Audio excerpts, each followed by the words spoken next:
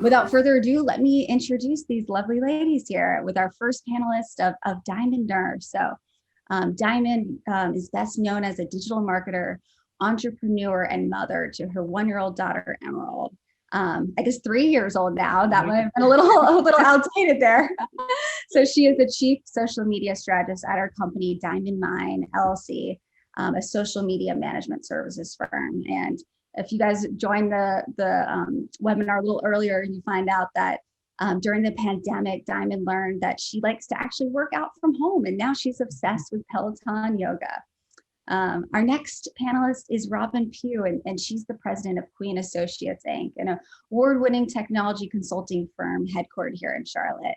In 2016, her company launched Dark Tower, a cyber intelligence firm that focuses on providing services to industry leaders in banking, insurance, social media, and e-commerce. And some fun facts that Robin shared with me that during the pandemic, she learned that it's not possible to reach the end of Netflix. And yes, I can attest to that too. I tried.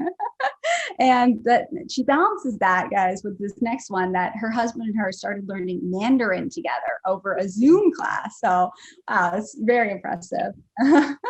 And then last but not least, our final panelist here is Lisa Farmer. She's a cybersecurity professional with over 20 years of experience in technology and operations. And she resides in Charlotte, North Carolina with her husband and their fur children. So you guys see a little cat walking by, that's one of her little fur babies.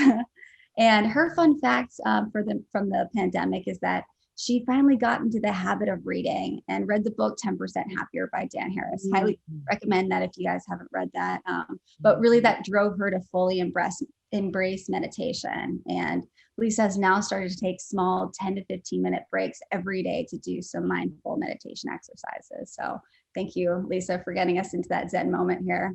But now that we know that Diamond's a yogi, Robin has a Netflix obsession, balances that with her Mandarin, and that Lisa has mastered the art of mindful meditation, I would love to just give these ladies an opportunity to share a little bit more about their professional backgrounds and expand on that and really walk us through their career path, since they're all unique, both Robin and Diamond being more entrepreneurs that really started their own companies, and Lisa being an SVP at a really large financial services company here in Charlotte. So just wanted to let's start with Diamond. Can you tell us more about your path from Chicago to Charlotte and how you became an entrepreneur? Absolutely. Thank you so much for having me, Lisa. I want to say that 10% Happier is on my list. So of books to read. So I think it's going to bump up now that I've definitely worth it. Yeah, I've gotten probably about 3 recommendations from there now. So I'm definitely adding that to my list. Awesome. Well, again, like Steph said, I'm from Chicago and I moved to Charlotte about 6 years ago. And my path to entrepreneurship started off in marketing. I was working in the city of Chicago under the Mayor Daley at the time. And my focus was really project management. I managed a lot of the grants that came in and just different programs under the city of Chicago. Some super exciting things like Summertime Chicago, where you have events in the park, all the way to health and nutrition. So the whole gamut. After I got my experience working with the city of Chicago for several years, it was important to me to be well-rounded. So I said, you know what, now that I've got this public sector experience, let me move over to the private sector. And just so that, because it was so important to me to have these things under my belt. And after I moved over to Allstate Corporate, and I was in their marketing department, really helping agents to understand how to market their businesses, as we were shifting more to the digital space, social media, understanding how to really get into the digital marketing aspect of their businesses so they can attract more customers. During my tenure at Allstate, I did go back to school and get my master's degree at Northwestern. And in that, I was afforded the opportunity to travel the world and just get exposure to so many different companies and opportunities. And I actually met my husband during my master's program, and moved to Charlotte short after. And I found that that was the opportunity for me to really just kind of start fresh. I knew that I was a passionate professional, really loved like being a connector of people and things. I also really enjoyed social media and the digital space. So I knew that my experience and my education combined with my passions, I knew that I wanted to do something different, wanted to have the flexibility. So while in Charlotte, of course, networking like crazy. When you move to a new place, you want to meet new people, you want to go for your jobs, you want to kind of get your foot in your grounding. So I had the opportunity to meet someone who actually had a tech startup. So that was my first introduction into just kind of like the tech space overall, and really learning about the ins and outs, right? So everything from funding, Series A, Series B, and investing, just what it takes to build an app, working. We had the opportunity to travel to Silicon Valley and sit in with Google and pitch our ideas, and the whole idea of pitching. And I was very intrigued by this. So even with that, the app was all about using your social capital. So it's social media. I'm a connector. Like, this is me. I know a lot of people. That's social connector. That's me. Social capital, excuse me. I was able to bring on 10,000 people, unique subscribers to their website in the first 3 months. And even in that, it's kind of like all these wins. I'm like, win, like, yes, yes, yes. It felt really good as I was kind of walking down this path of, getting into the tech space and learning more. And once my contract was up with them, probably within a year and a half, and they sold their intellectual property and things of that nature, I decided to start my own business. So I have now been a full-time entrepreneur for 5 years in March, and I own my own social media management company where I help businesses to build their presence online. And that's everything from posting on social media, the platforms in the same way that you would your Facebook, to digital advertising, social media advertising. We're doing email marketing, everything under the social media umbrella to really help to get in front of their consumer and helping them to stand out amongst all the different brands and things out there in the world. So I work with small businesses. That's where really my heart is. And I also work with big companies as well, like at Atrium Health and Novant. So no brand is too big and no brand is too small. If you're a business, you should be on social media. Well, thanks for sharing that, Diamond. Like I said, it's super impressive to follow the pathway from Chicago to even a stop in Silicon Valley, then to Charlotte, and really being that entrepreneur and that connector. And I think that power of being able to connect people and establishing relationships and using your relationships to really get to where you are really reminds me, Robin, about your story as well. Little different ways of how you started your own company, but would love for you to walk us through that. Yeah, sure. I'd love to. I had shared with Steph and some of the other panelists that I kind of happened into the technology space. And I started back in 1995 when we were still doing a lot of things on fax machines. I started with a small technical recruiting firm, and I really didn't even know what I was getting into, to be quite honest. And this is going to make me sound super old, but I actually applied to that job through the newspaper classifieds. And I honestly didn't really know what it was. I just knew I needed a job, and it paid $22,000, and that would cover my bills. So I got the job. I think I was like their third choice. But it was a very small boutique recruiting firm, and all we recruited was for embedded level software developers. So very quickly, I became acquainted with extremely technical people, most of whom didn't actually like to have conversations with me. Mm-hmm. So that was my hard entry into technology. So over the next 20-ish years, I continued in the tech talent acquisition space and varied from staffing firms. I led a team at then Wachovia Bank, what's now Wells Fargo. And so had the chance to have some small business experience as well as some large corporate experience. And then in 2011, had the opportunity to become a business owner. Was able to purchase Queen Associates from one of the women I would consider a mentor, Frances Queen, who started the company in 2000. And so started the journey of entrepreneurship there, and then launched Dark Tower, our cyber intelligence division, in 2016. So I have learned a lot along the way. And guess what? I'm still not a hands-on technologist, but I interact with them every day, and I have found ways that my skill set is a great fit in the technology space. And so I'm looking forward to sharing more about that with all of you who are attending today. Great. Well, thanks so much, Robin. And I already saw in the chat that people are curious around your Mandarin class that you took. So maybe at some later time we'll have to share that. But Yeah. It's really interesting with Robin and Lisa that they're both in the cybersecurity intelligence space. And Robin, right before we kicked off this webinar with everybody, you were mentioning to Lisa that like she is that technical person, that she has that expertise. And so Right.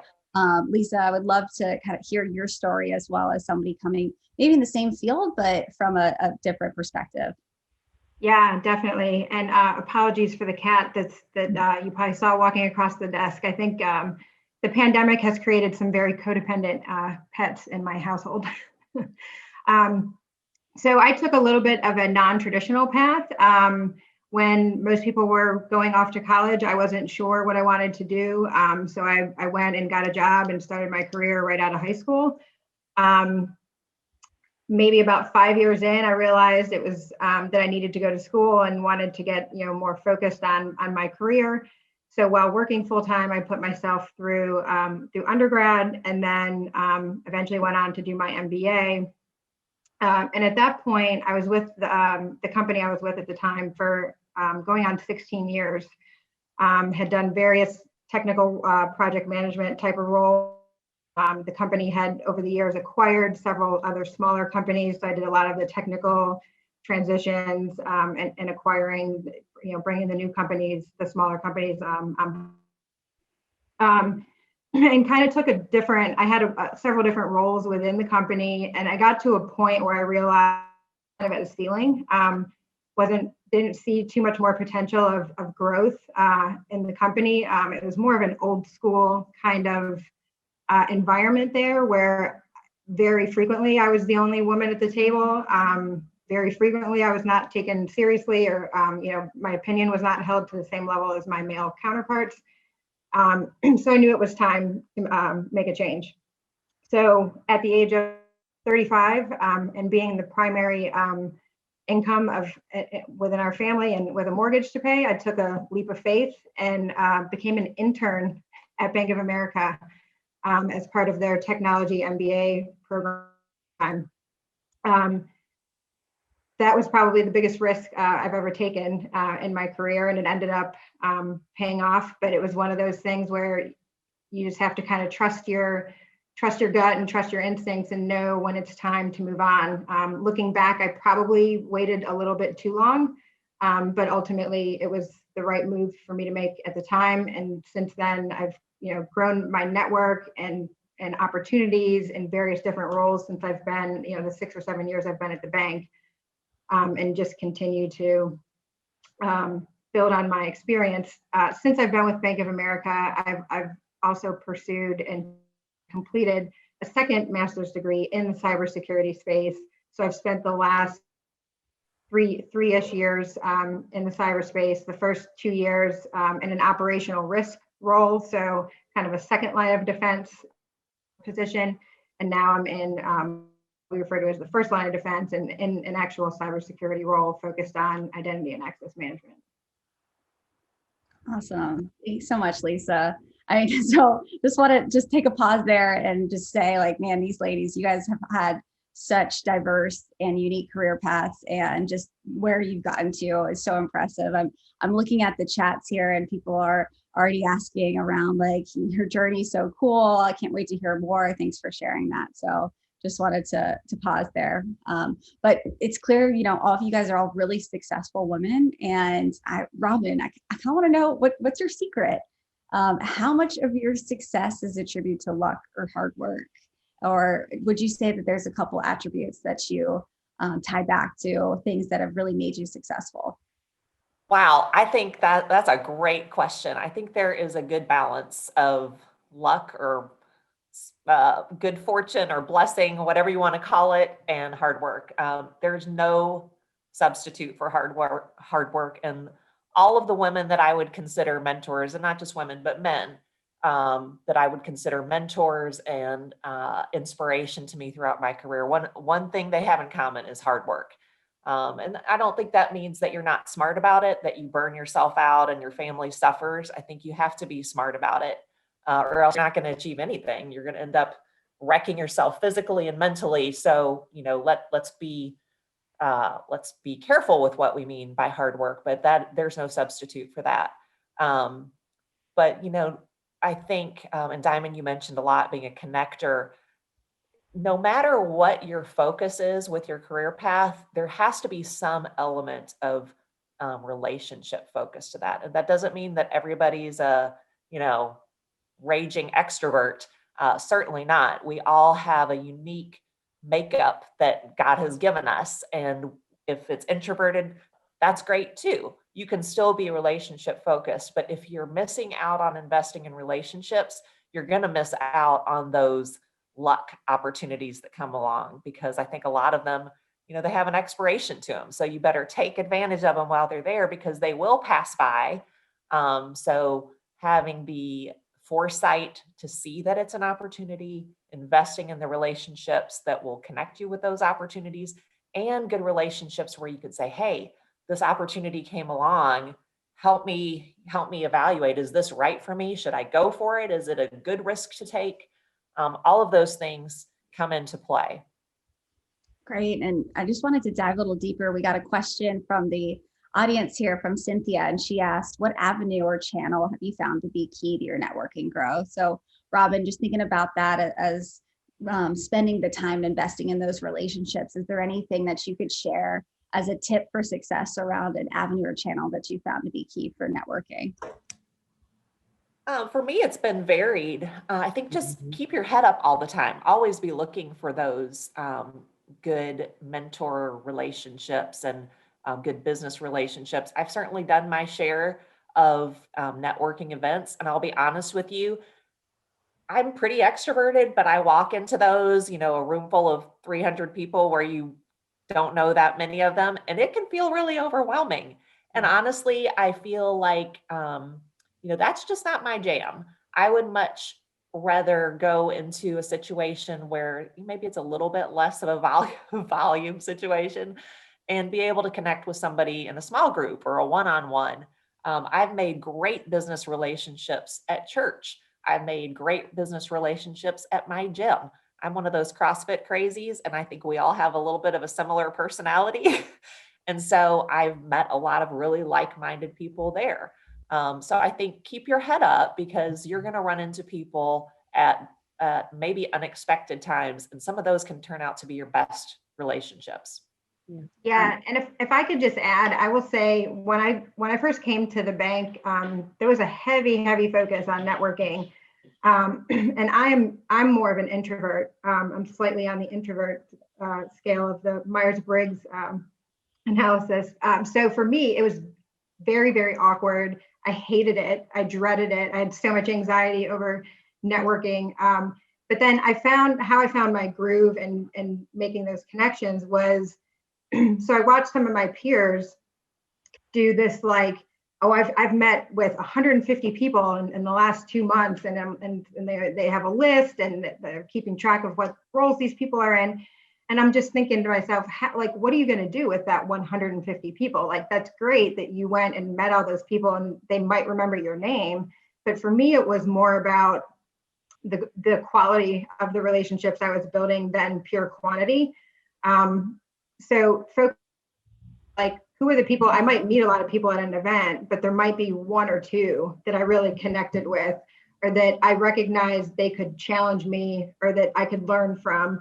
So I focused more on building really solid relationships with people versus just trying to spread myself too thin across multiple that wasn't going to have that much of a value add to the relationship. That's good. Yeah. I even want to just add quickly, I love what you both said, Lisa and Robin. It reminds me of just something I tell myself, just do it scared, right? And so that's if it's coming into networking, if it's coming into going into a new field. So it's a combination of that hard work and luck, because you know that you have the experience, you know that you're doing and have everything that it takes to be in the place that you want to be or get to that goal that you have set for yourself. But of course, that fear starts to come over us. And so we have to, you know, like we talked earlier about meditation and yoga, like maybe having your mantra, and doing it scared. Because if you're prepared, when you're walking into any situation, like Robin said, like keeping your head up, you're ready to go. So when that opportunity comes and you meet that right person at that right time, or you're in the place at the right time, you're ready to go. You're equipped with everything that you need. So you just get right in front of it. It's great. I love that do it scared. I'm going to write that down, and I can see that the chat is blowing up too. So it's trending here in our limited tech panel. I was monitoring the Q&A here and wanted to dive deeper. You guys are talking a lot about this building a network of advocates. And I really like that. It's not just networking, but how do you build that network of advocates? And specifically wanted to dive deeper into a mentor. So somebody asked, you know, did you have a mentor in your life, or how did you form that relationship? And I know with all three of you guys that I've introduced this term that I really like called that hulak, of that somebody that has come into your life that has positively shaped your path or your trajectory of your career. So I would like to open it up. Maybe we'll start with Lisa. Who has been your hulak, and specifically what female character or female that's played that hulak mentor role for you? Sure, yeah. It actually happened when I had taken the leap of faith to go be an intern at the age of 35. I was lucky enough to meet some awkward networking events, some very senior women who were at the bank at the time. One that ended up kind of taking me under her wing, and she ended up being one of my first managers at the bank. And from a hierarchy standpoint, she was very senior to me, and it was unusual for somebody at my level to be a direct report to her. But it gave me exposure to more senior leaders within the bank, and very quickly enabled me to be able to learn how to network such a company of the size of Bank of America. And it just opened up so many opportunities for me that she kind of took me under her wing and just could see, you know, the potential in me at the time, and that I was, you know, she wanted to invest in me and help me grow my career.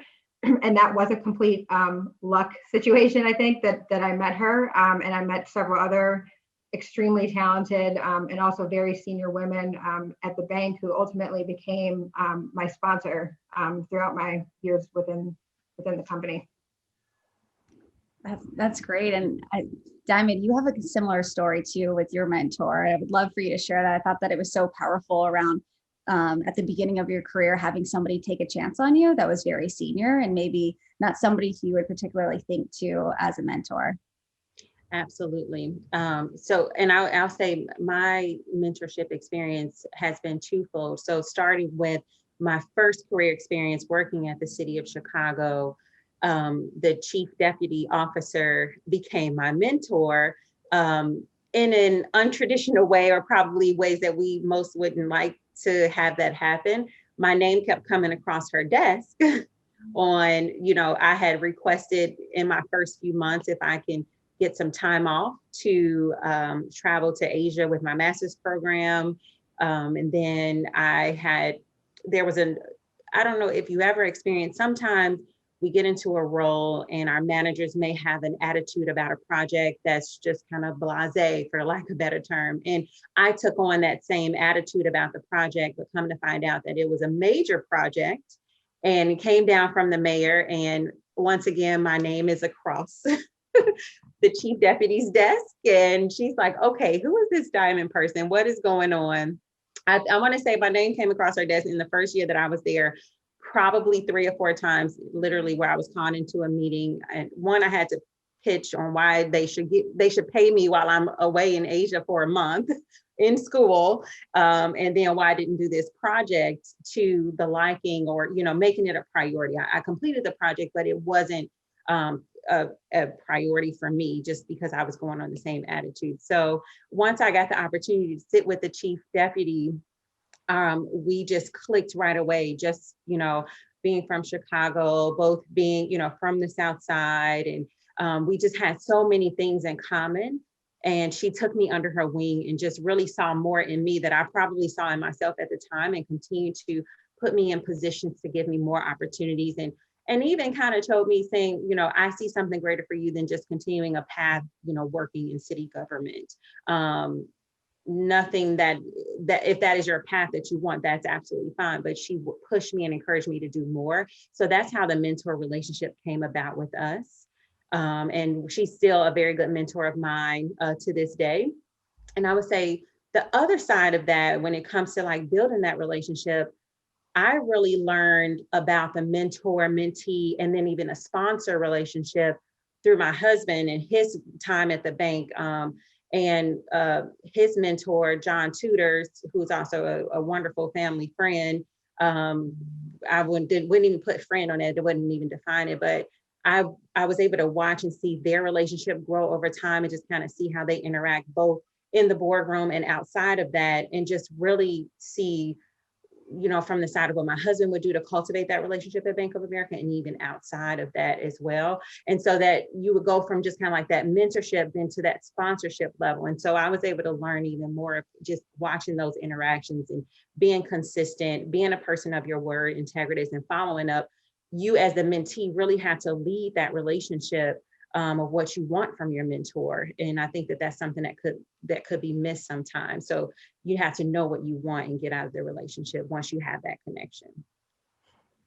That was a phenomenal answer. And I want to say that actually John Tuners is on the line here, that he's listening in as well. So be careful, don't give him too many positive haters. I'm just kidding. He is wonderful. And he actually helped connect all three of you guys to me. So I have to thank him for that. I know we've talked a lot about mentorship and building that network of advocates. So might want to shift gears a little bit. We've been getting a lot of questions in the Q&A. So wanted to make sure that we spend some time answering some of those. And I really liked Retta's question here. And Robin, I think I'm going to open this one up to you, specifically since you are a mother and balancing family time. But how have you learned to balance professional goals with personal growth and family time? What habits have you worked into your daily life which have helped you best manage your time? I personally think that achieving balance is something that is elusive. And I think you're going to find that some days and some weeks you're going to do it better than others. And I think you have to give yourself some grace. I think there are going to be days and weeks when you are called on to invest more in your personal life, whether it's family needs or aging parents or kids in school projects or health crises, and it's okay. And then there are other weeks where it is all about work and you got to delegate the personal side and, skip a workout, get your husband to help with homework, get Uber Eats for dinner, and it's okay too. So I think if you're keeping a big picture focus and realizing that some weeks you're going to feel like you have not succeeded at balance and you've kind of failed at everything, tomorrow's a new day and it's okay. Give yourself the grace, but do your best to set priorities and execute on those. But they're just, life is not linear. It's not like we get to put things in the scales and balance them out every day. Some days one is definitely going to dominate, and that's okay. Yeah, and I'm smiling here. It says, woman, we can do it all. But I really like that, Robin, of that life is not linear and you need to celebrate those moments when you're making an impact, but be okay to take a step back and reflect that not every day is going to be that best day. And there's always tomorrows. Yeah, so thanks for sharing that. Lisa, I see that you're answering here in the Q&A chat. Do you want to bring this up for the rest of the group? We had a specific question for Lisa that said, you mentioned your experience with your input being undervalued due to gender bias. As a woman developer, the only one on my team, I also experience this bias. Do you have any suggestions on how to approach conversations where you can get your input valued? Yeah, I was just looking at that. There's a lot of interesting questions in here, but for that one, I think the best advice I have there is to be tenacious. Don't back down to, if you feel undervalued, or whether it's because somebody said something specifically or you just feel that way, just be tenacious and make sure that your voice is heard. And that's really the best, other than removing yourself from the situation if it's a bad situation. Don't ever let anybody make you feel like you're not valuable to the team. There's another one in here that I think is interesting that I want to just touch on. Somebody asked, have you ever had imposter syndrome? Just a quick plug to the 10% Happier book. It was a very good read. And the whole idea of mindful meditation has to do with kind of calming down the voice, the nagging, that's tied to this whole idea of imposter syndrome, right? And I think women are probably more guilty of it, having that like in the back of your mind, like, what are you doing here? You don't deserve to be here. You didn't earn this. But meditating and calming that down is just kind of just recognizing that that's there, but pushing it to the side and being able to move forward. I think a lot of people have had imposter syndrome. And it's really just like your doubt of like being comfortable in the role that you're in or in the position that you're in. But it's all just like a self-criticizing voice, right? It's just to be able to recognize that and push it aside is a huge benefit to be able to not feel uncomfortable and build your confidence. Mm-hmm. Yeah, and I love this question here, just to kind of go off of that a little bit further, from Tiffany Terry, that says, how do you balance courage and vulnerability in your leadership style? And Diamond, that one really reminded me of you. And I think on your website, it talks a lot about being your authentic self and being courageous. So can you just dive a little deeper into that and explain that, and maybe answer it in a way that how can you balance that courageous and vulnerability? Yeah, no, absolutely. And that's Brene Brown. And so I love Brene Brown. She's actually one of my favorite authors. And I love how she really breaks things down around like courage and vulnerability. And even going back to that imposter syndrome, where you are speaking that negative talk or those demons, so to speak, in your head. And Lisa, I really love what you said around that. And really, I'm not Brene Brown myself, so I always have to refer back to her quotes and things. But one thing that's helpful for me whenever I may come up and have this imposter syndrome or start feeling like I don't have the courage to do certain things, and or maybe when I need to be a little bit more vulnerable in situations as well, I always just take, like Lisa was even mentioned, just take that step back, taking a deep breath, and just reminding myself, almost like that freedom flip of filling myself with grace, filling myself with that positive energy, and allowing myself to pause. No matter if I'm in the middle of a conversation, allowing myself to pause and give myself that time to really almost like pull it together. Because like you said, you have those thoughts come into your mind, and it's a practice that you every day, and it's that consistency. So everything that you might, just like going to the gym, if you have goals around the gym, or just like, whatever goals that you have, it's those 10,000 hours that you have to put in. And so you have to just really be consistent on practicing those things, because, we have things, we have fears, and we have these things that come up that make us feel like we're not enough. And so what we have to do is continue to practice to fight those things. And I think that I do agree that having a good balance of that courage and vulnerability will help you to get further and to move further and navigate in your career and in life. And so if you can definitely find that good balance, tell me the secret too. That's why I love Brene.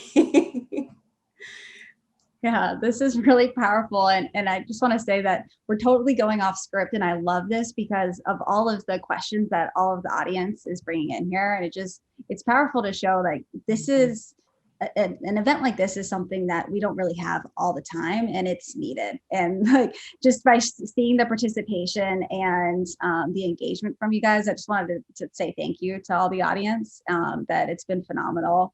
And Hey, Rob, yeah, did you want to add? If I could, along this line of courage and vulnerability, one of the leadership podcasts that I really enjoy listening to and have gotten a lot of value from, he always closes with a statement that's along the lines of, people would much rather have a leader who's always real than a leader who's always right. Mm-hmm. And I think humility and communicating, hey, I don't know, right now I don't know, but I'm committed to getting to the right answer. Help me get there, or, whatever it is, being that vulnerable leader, I think goes a long way in building trust. Absolutely. Yeah, that's really great.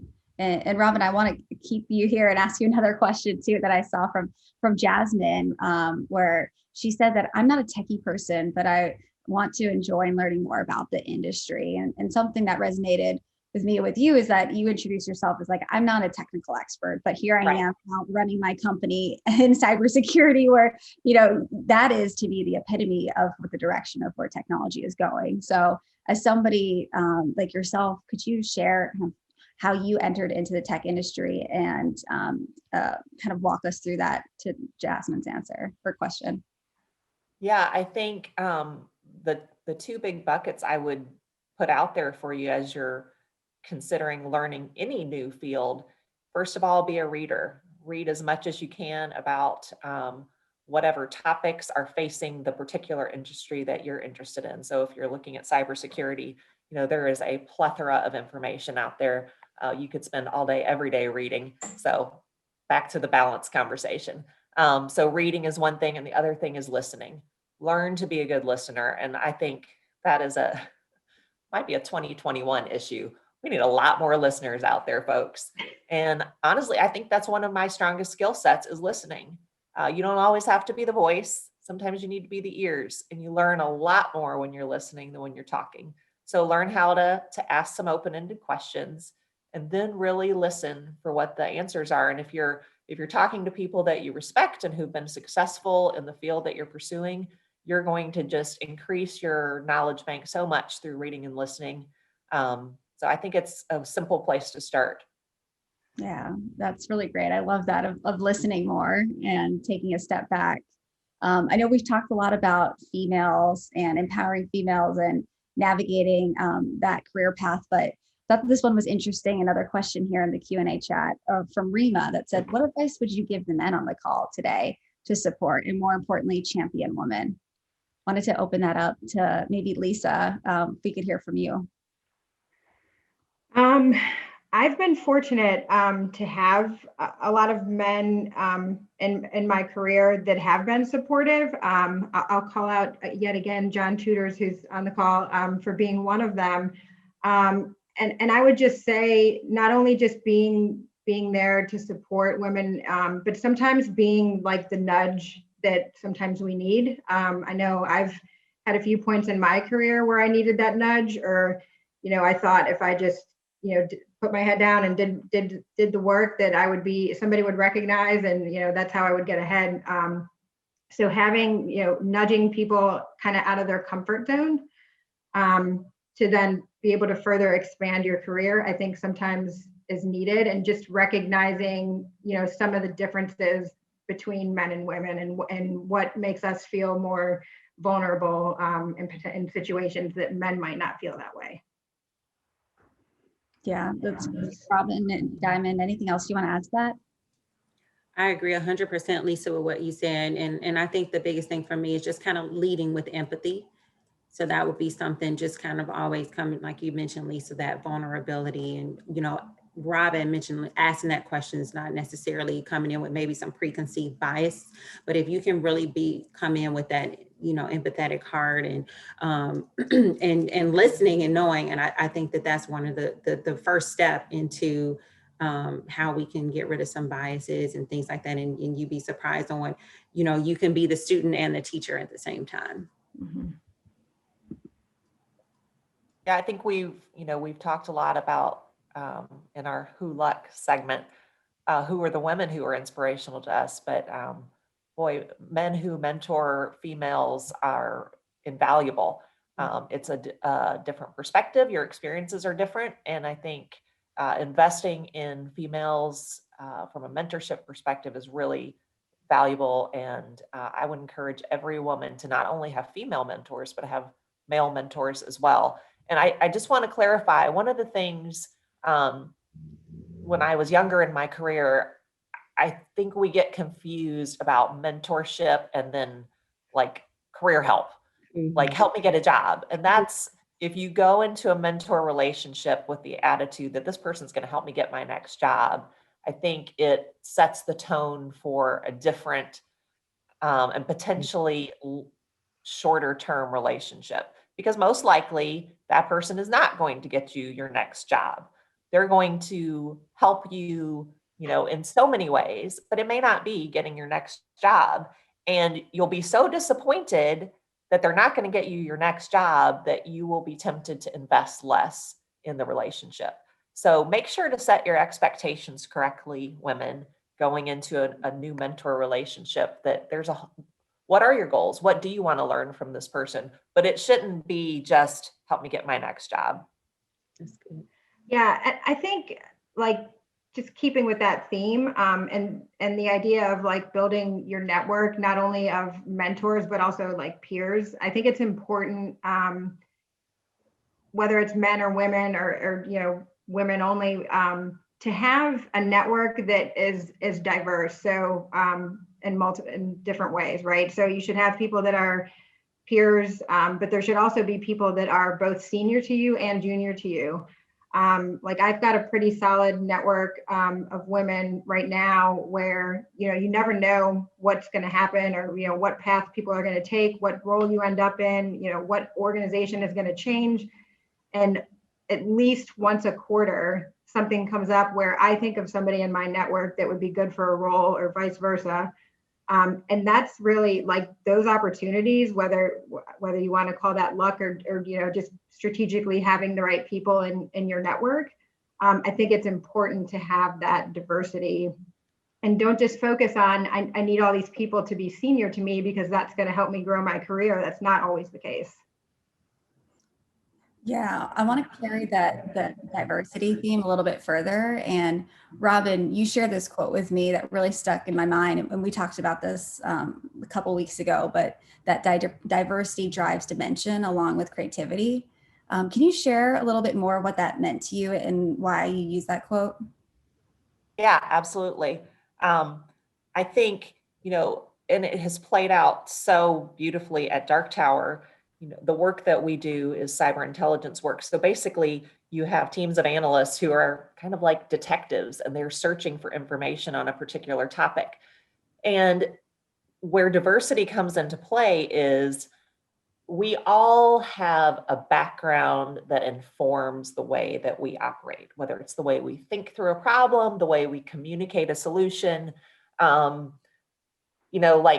for example, I have my go-to stores. Like if I need professional attire, I know what store I'm going to go to because I have a history. I know what fits me. I know what I like. I know what the price point is, et cetera.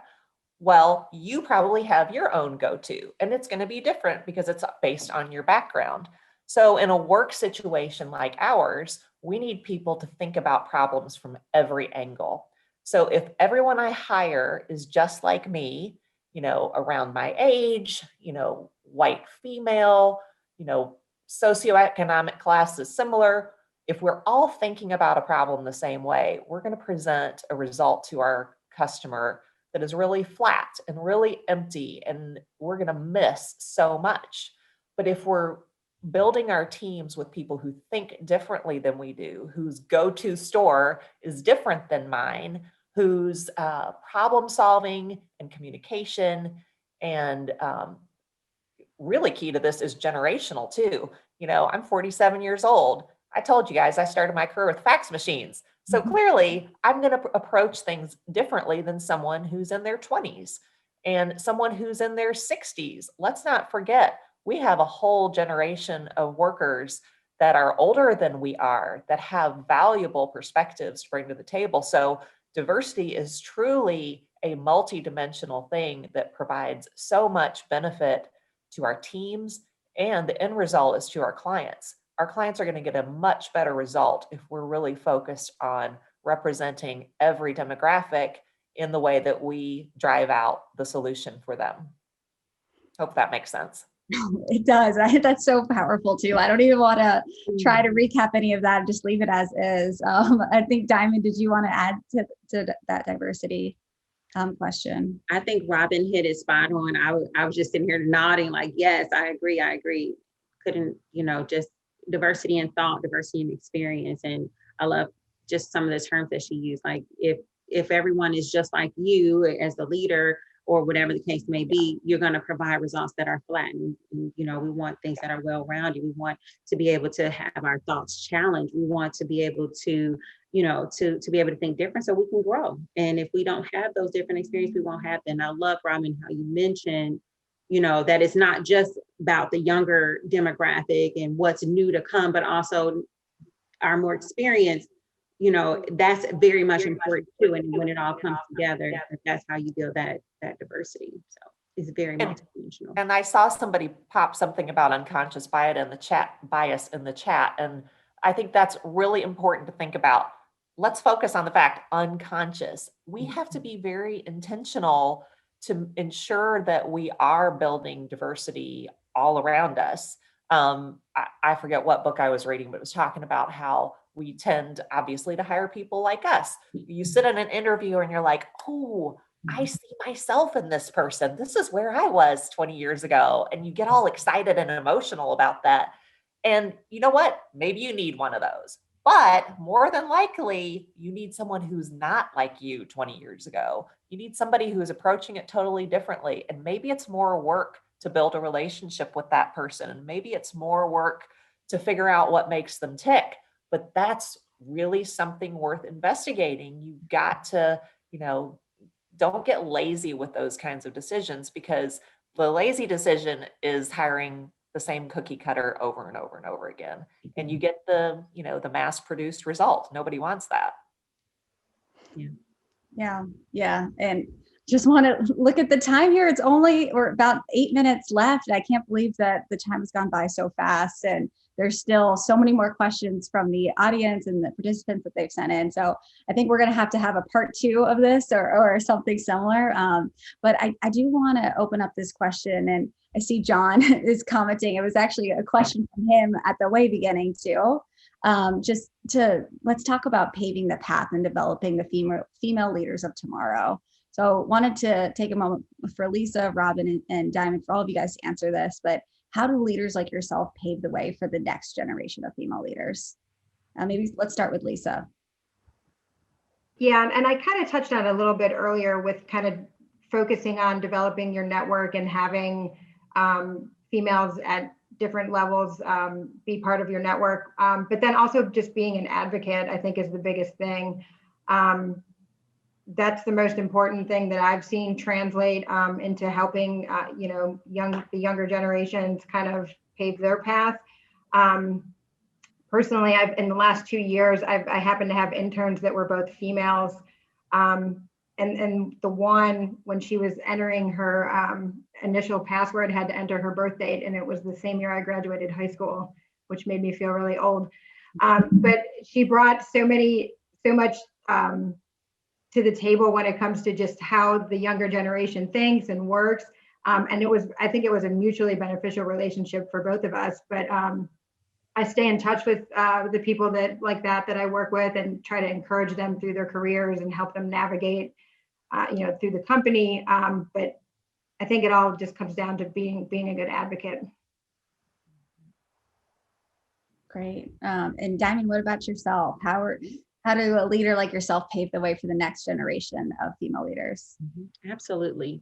The biggest thing for me is that I know that along my way, I've had so many wonderful mentors, both male and female, so that even what I'm doing is taking the time to provide that mentorship to my team, as well as others, and being intentional about that time. The other thing I'm doing is things like this, sitting on panels, telling my story, always being my authentic self. And like we mentioned earlier, I'm very much an extrovert. I will walk up to you and talk to you on the street as if we're best friends. You wouldn't even tell if you're watching us from afar. So I'm just an open book. I'm always willing to help and being a connector. So if I hear someone say that they're interested in something that I can help them directly, or if I can connect them with someone else, I'm always happy, more than happy to do so. So it's almost kind of like I'm aware of what's going on, keeping my ear on the street, almost, to say, for lack of a better term, of saying, like, because it's so important for me to help. I want to help. So I'm looking for how or ways that I can help and give back, because I know how powerful And my mentorships and the people who paved the way for me has helped me to where I am today. So I want to give back. That's great. And Robin, what about you for paving the way or giving back to that next generation of female leaders? Yeah, absolutely. Lisa and Diamond have covered all the big rocks for sure. I would just tag on to that to say, you know, being generous with your network, that's a huge thing. A lot of times, you know, maybe I've been in the career field longer than someone I'm mentoring, so I might have more relationships in different places than they do. And certainly being generous with those is important.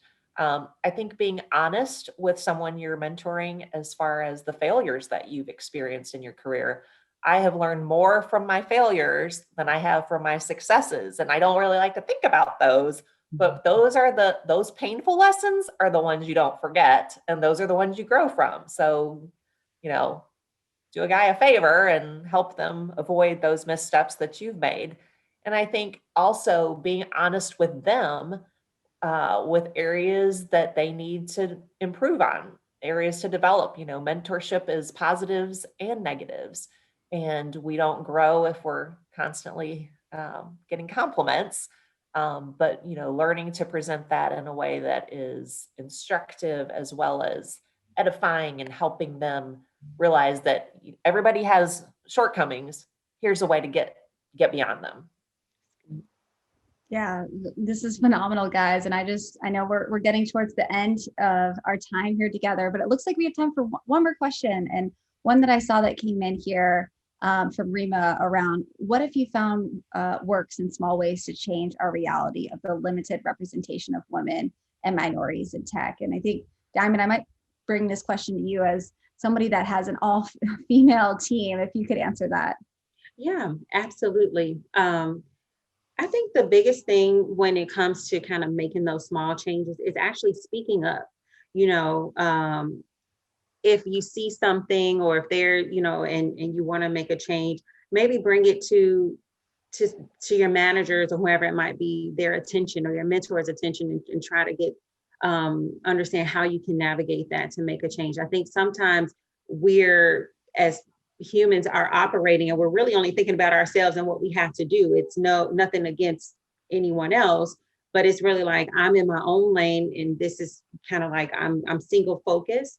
And sometimes we need to kind of have that brought to our attention, like, oh, you know, we need that diversity in thought, we need that diversity in experience. And so I would say the biggest thing would just to speak up. If you notice something or if something's not sitting right with you, I would definitely say something and see what you can do to make that small change. That's great. And I'm going to read from some of the chat here that from the folks saying, thank you so much. This has been great. Such an amazing panel. Thanks for taking the time to share your experiences and wisdom. Heavy applause to these three strong, intelligent, and courageous, and all out amazing women. Thank you for sharing everything. And so I just want to echo the sentiment from all of the audience that you guys blew me away. I was already blown away by your stories, but just even the way and how you're able to share that and answer all of the questions live here is just such a phenomenal time spent. And I see Brad is coming up here. So this is my curtain call of like the Emmy or Grammy music starting to come down here. So Brad, I'll turn it over to you, but just wanted to say thanks for allowing us to have this time. Yeah, for sure. And I'll echo Steph and saying thanks to our amazing panelists and everybody that joined. I know I saw a number of questions in here that we weren't able to get to. And as Steph alluded to, we'll actually be doing, this is our first of a Women in Tech series that we're going to do a quarterly panel each quarter. So our next one will be in April. So we're super excited and look out for that one as well. And so thanks again for joining. Our next Tech Talk is going to be in February on Friday, the 22nd. And so hopefully you'll be able to join us for that one and for our next Women in Tech panel in April. So thanks again, everybody. A virtual applause and shout out to all of our panelists. So thanks again, and enjoy the rest of the day.